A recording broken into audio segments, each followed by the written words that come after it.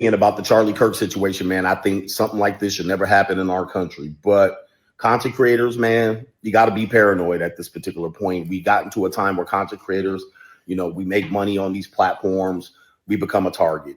And I've been moving very in a paranoid manner because I know there's some crazy people out there. There's some fanatics, and people take what we say and they take it to heart.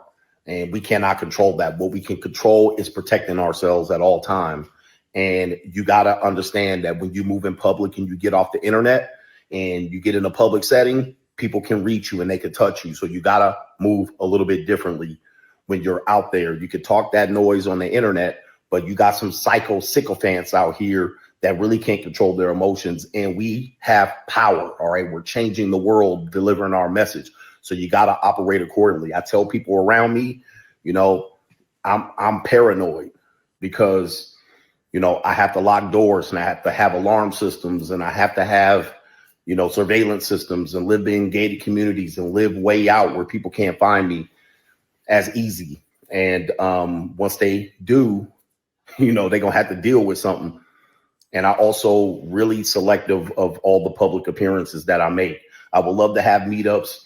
I would love to speak in public a lot more. But as you can see, sycophants, crazy people for exercising your right to freedom of speech. And they're going to exercise their right for 2A. And boom, you got a catastrophe. The situation with Charlie Kirk is tragic. All right. No matter if you agree with him or not, absolutely tragic in our country that we could see a man murdered right in front of us on camera. I'm sad that I'm even watching the video. But content creators, protect your neck. Shout out to the coach for this message. I feel like he said it exactly as I was thinking it. A lot very articulate about what content creators need to be aware of. We already know that there's people out here who cannot control themselves from comments. They cannot control themselves probably out in the regular world. The best word that I've heard so far about this whole situation is tragic, because now we all potentially possibly could have PTSD from seeing something like that, from just all those kids that were out there just watching that. Yeah, it's a college campus, but I'm going to say that they kids watching that, and to have to see it in real time and then run away. I've said it plenty of times. The message is not changed. Nobody should be taking nobody on up out of here. If you don't like what someone says, don't watch them, don't listen to them, move on, go to whoever, whatever it is that you like. But for some reason here in the United States of America, as of late, everybody thinks that they have the right to tell everyone else what to do. And I'm not sure where this message came from and how we got to this point. But no. You can believe what you want to believe. I can believe what I want to believe. And we don't have to always freaking agree. At this point, there are no discussions to be had because no one seems to be able to take the time to listen to somebody else's side. It's like, they're right. You can't tell me I'm not right. I'm wrong. You're wrong because I said so. I'm going to keep bringing up that T.S. Madison situation with Snoop Dogg, where he was like, I don't know what to do. And that's okay. For him not wanting to explain that mess to his grandson, that is okay. But then here comes T.S. Madison talking about all this stuff that's irrelevant at the end of the day. And then Snoop turns around and caves. And me personally, I think that is a part of the problem. Caving to people when people need to stand up and say, nah, I am an American as well. And I have my own brain and I have my own opinion and I can think what it is that I want to. Now, whether Charlie Kirk is controversial or not and don't like black people, is a racist and all that other mess, again, I don't know that about him because he is not somebody I ever needed to concentrate on. The part about this with him, just like the part about Ramika Meeks, just like the part about Dakara Thompson, is that there's people out here that are taking people out just because of whatever their reasons are, and it's not right. People need to be prosecuted. They need to be held the fuck accountable. They need to be thrown in jail forever for some of the things that we have been hearing just this damn week. Whoever it is that's out there that did something at that school in Colorado, same for them. Same for them. I don't understand why everybody wants to make everything so fucking political when it has to do with just human fucking decency.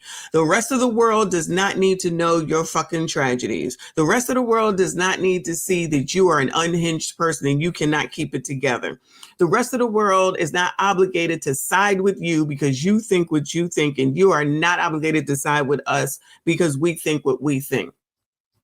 I agree with him completely about meetups. That's another reason why I'm like, I have to choose who the fuck is going to come to a meetup with me, because I don't be trusting people y'all already know. And at this point, ain't no fucking meetups. Ain't no nothing. No. If I know you, then we can meet. Other than that, ain't no meetups, y'all.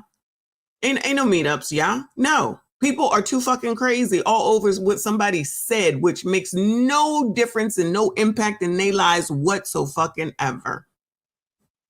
No effect on them whatsoever. It's really, really, really, really sad and crazy. And this is definitely a tragic situation, just like the rest of them. Unless we not forget the young lady on the North Carolina train. We've seen or heard about or discussed 4 red rums, basically, for 4 people that technically should still be here. If people can't see that part of it and stop making all this shit political all the daggone time, then nothing will ever freaking change. Nothing will ever change.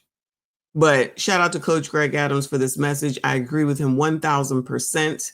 It needed to be said. Content creators, be careful. Like I said about that one video in North Carolina, everybody need to be mindful of their surroundings. Stop having your face in your daggone phone. Be mindful of what your kids are doing. Be up their asses, because it could be a difference of life or freaking death. You need to ask questions. You need to know what's what, and all that type stuff.